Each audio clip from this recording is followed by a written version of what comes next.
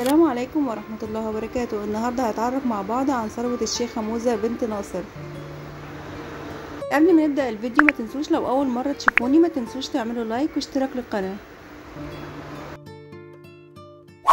الشيخة موزة بنت ناصر هي سيدة أعمال وزوجة أمير قطر السابق حمد بن خليفة آل ثاني، وهي والدة الأمير الحالي تميم بن حمد. وحصلت الشيخة موزة على العديد من الجوائز الفخرية والدرجات العليا، ولكنها درست درجة البكالوريوس في علم الاجتماع، وده كان في جامعة قطر. وبتعتبر الشيخة موزة هي واحدة من سيدات الأعمال واللي حافظوا على مركزهم من خلال الشركات اللي بتديرها وتعمل مع الأمم المتحدة. وعن ثروة الشيخة موزة تقدر بنحو 15 مليار دولار، وتضع يدها على 700 مليار دولار. وثروة زوجها السابق رئيس الدولة حمد بن خليفة. وبتمتلك الشيخة موزة دور أزياء عالمية محاطة بالخدم والحراس الشخصيين. ونالت الشيخة موزة هذه الحصانة من المناصب التي حصلت عليها طوال حياتها ودخولها عالم السياسة وهي شابة.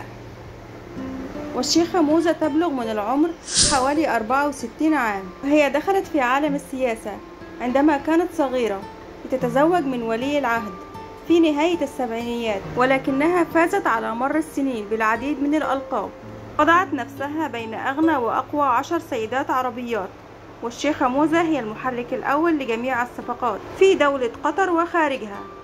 ويقال إنها كانت من أول من ينسب له الفضل في فوز قطر بتنظيم كأس العالم. وعن صفات الشيخة موزة، الشيخة موزة تتمتع بصفات متعددة واللي جعلتها تلقب بالسيدة الأولى في دولة قطر.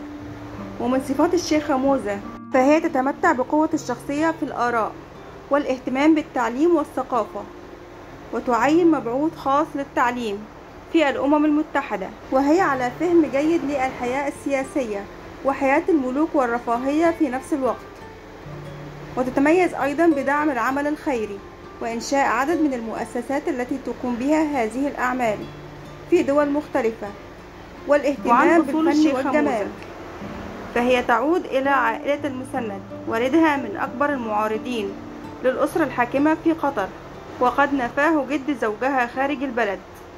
أما عائلة المسند فهي عائلة عريقة من شبه الجزيرة العربية، تعود جذورها إلى أكبر القبائل العربية قبيلة بني تميم ثم علي رضي الله عنه.